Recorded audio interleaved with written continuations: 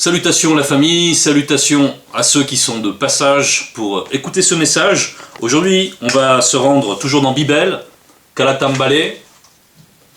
Nous allons aller dans Bélé, Lévitico, appel à la conscience intérieure au chapitre 6. Appel à la conscience intérieure. Au chapitre 6, donc, c'est à la page 107. Et le titre de ce passage, c'est Règles relatives aux boissons alcoolisées. Règles relatives aux boissons alcoolisées.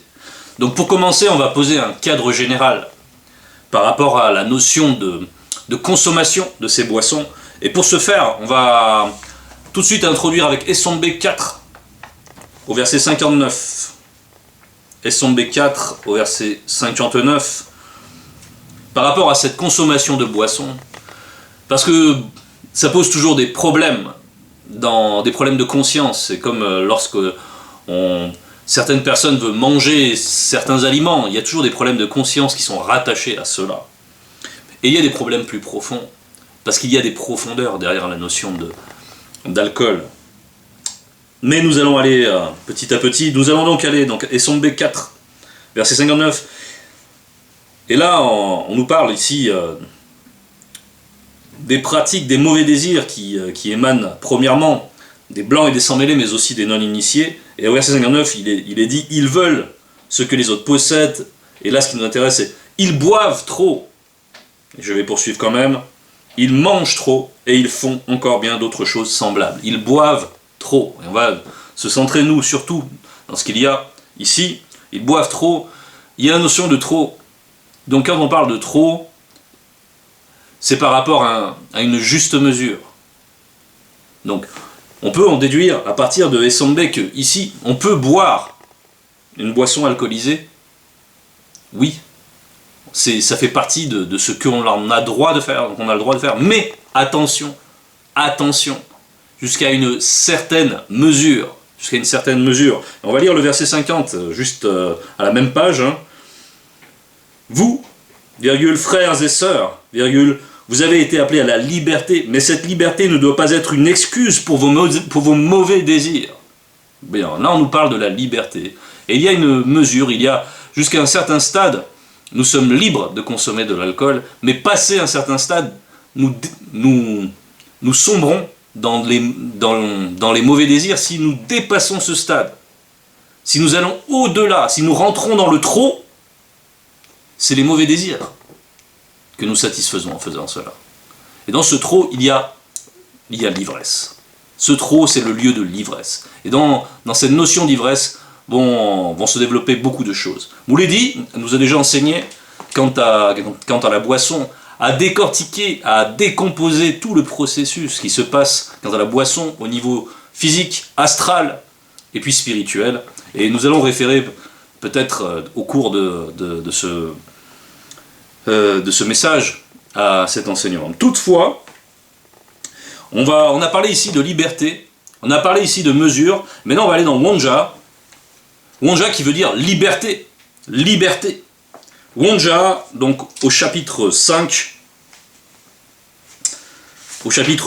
verset 11, où il est dit « Malheur à ceux qui de bon matin courent après les boissons enivrantes, et qui bien avant la nuit sont échauffés par le vin mauvais. » Là, on nous parle de circonstances.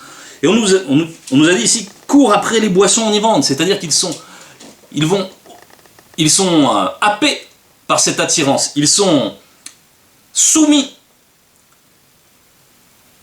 à ce désir mauvais qui consiste à s'enivrer, le plus possible, le plus tôt possible pour ne jamais être confronté aux réalités. Ça devient une fuite. Et ça devient aussi une source d'inspiration. Et ici, on nous parle toujours des blancs, des sans-mêlés, des usages des non-initiés qui copient les usages des blancs et des sans-mêlés.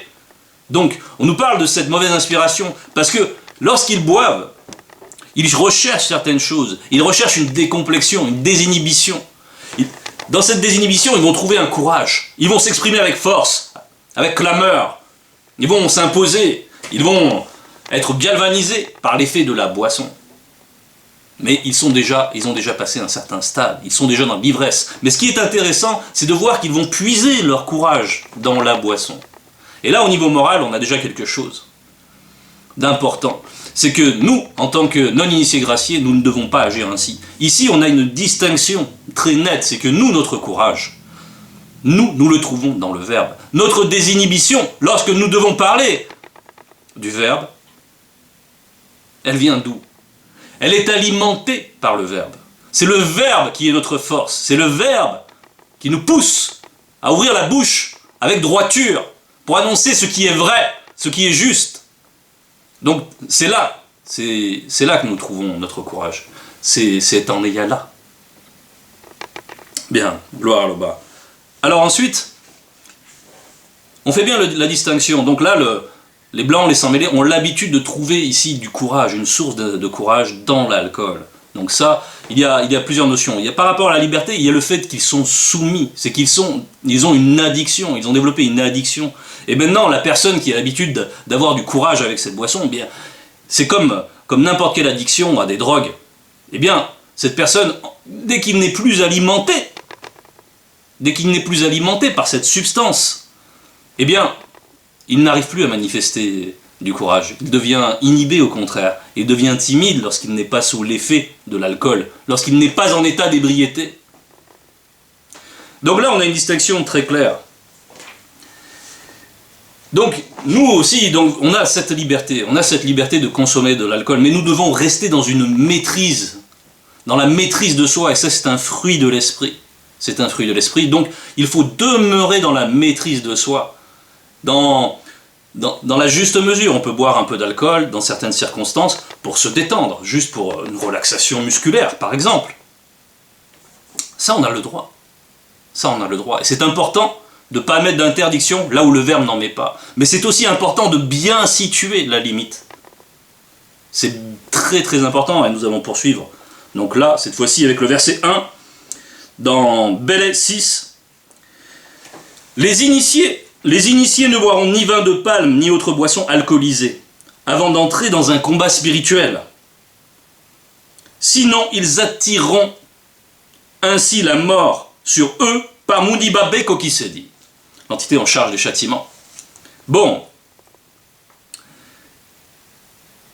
il y a plusieurs choses ici. Donc, ici, il y a une interdiction dans certaines conditions, à un certain moment, dans certaines circonstances précises. Les initiés ont pour ordre de ne point consommer d'alcool. Et on nous dit ici, avant d'entrer dans un combat spirituel. Et nous savons que les initiés du temps des patriarches rentraient dans des combats spirituels extrêmement puissants. Mais il y a diverses catégories de combats spirituels. Et aussi, nous, qui sommes non-initiés graciés, à notre mesure, nous menons des combats, bien évidemment. Et lorsque nous avons des rendez-vous pour mener des combats, eh bien, c'est pareil. Qu'est-ce qui peut être un combat ? Pour nous, non-initiés graciés, ça peut être par exemple une prière d'intercession. Nous savons que nous sommes convoqués pour une prière d'intercession. Bien, sachant cela, il est interdit, en sachant que nous avons ce rendez-vous pour le combat, de consommer de l'alcool avant. C'est très important. C'est très important. Parce qu'on voit la conséquence. La conséquence est très lourde. Sinon, ils attireront ainsi la mort sur eux par Mudiba Bekokisedi. Et nous allons voir plus tard pourquoi la mort intervient, pourquoi le châtiment de la mort précisément intervient. Mais on voit ici que pour le combat, on retrouve la notion de combat, on retrouve la notion de courage, et le courage doit émaner exclusivement de la source, de la connexion à la source, de notre lien au Verbe. C'est là qu'est notre courage. Et il ne doit pas être altéré au moment du combat, ce courage, par une influence extérieure.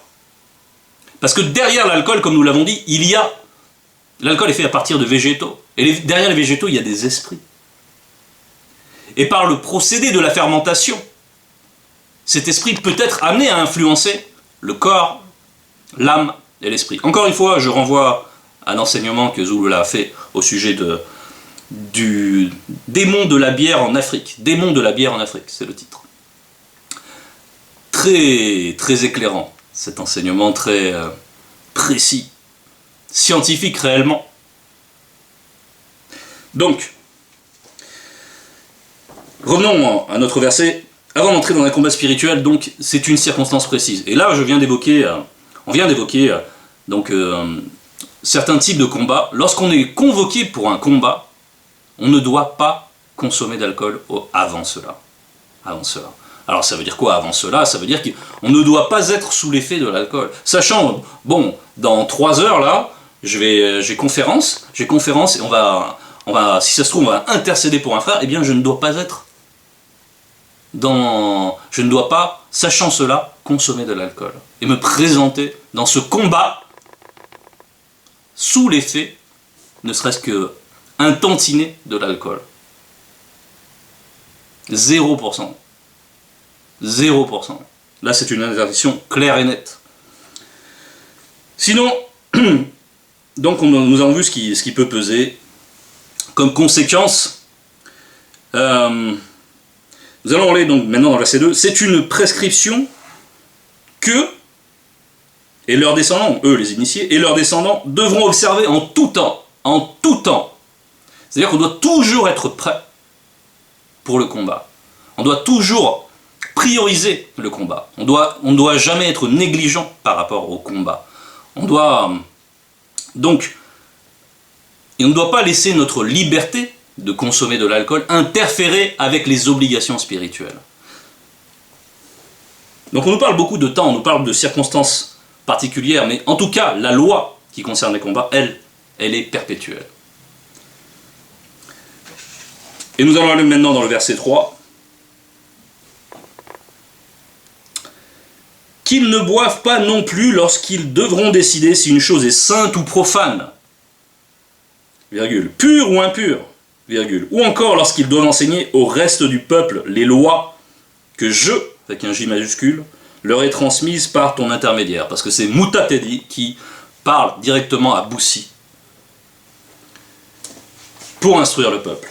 Donc, qu'ils ne boivent pas non plus lorsqu'ils devront décider si une chose est sainte ou profane. Bien, là on nous parle de ce qui est profane et de ce qui est saint. Et en résonance avec cela, nous allons aller dans Bélé, donc toujours Lévitico, au chapitre 21. Non, j'ai lu. C'est pas le chapitre 21, pardon. C'est le chapitre 15, verset 18, où il est dit « Soyez saints, virgule, consacrés au service du verbe de Tété, car Tété est au-delà de la sainteté. Son verbe vous a séparés et libérés de l'influence des blancs et des sans-mêlés pour que vous soyez sauvés. » Bon.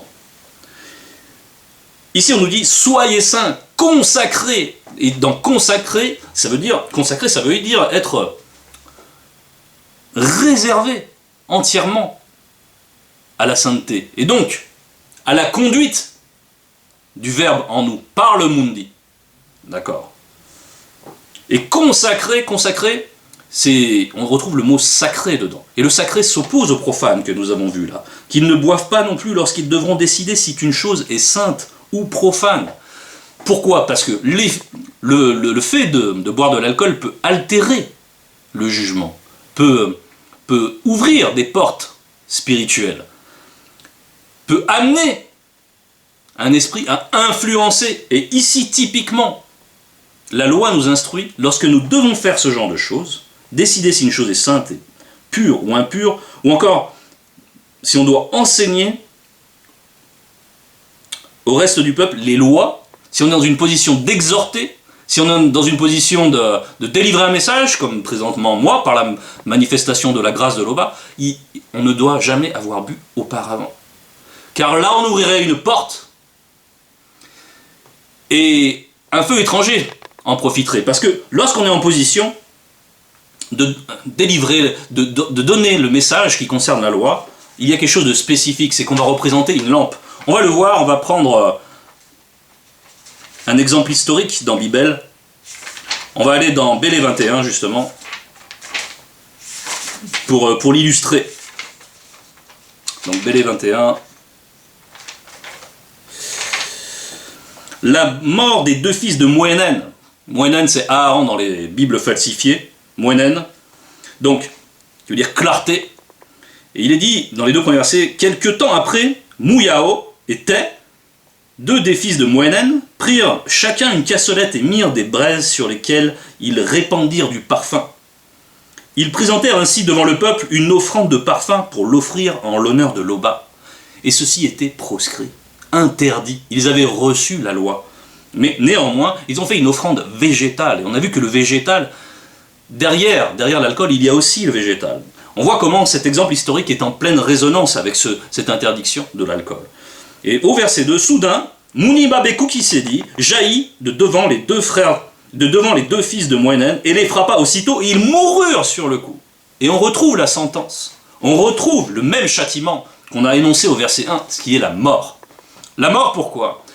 Eh bien parce que ici, là, les deux fils de Moenen représentaient ici une lampe, des lampes pour le peuple, un exemple. Ils leur montraient la voie à suivre dans les rites sacrés. Et ils ont agi, ils ont introduit des pratiques profanes, là où est le feu sacré. Et cet exemple-là, il est impossible qu'il soit donné. Et donc, l'exemple, il vient directement du grand ordre chose par l'intermédiaire de Muniba Bekukisedi, qui frappe de châtiment, qui frappe par la mort. Et la mort est un enseignement, précisément. Le fait qu'il soit frappé par la mort, là, devant le peuple, enseigne le peuple.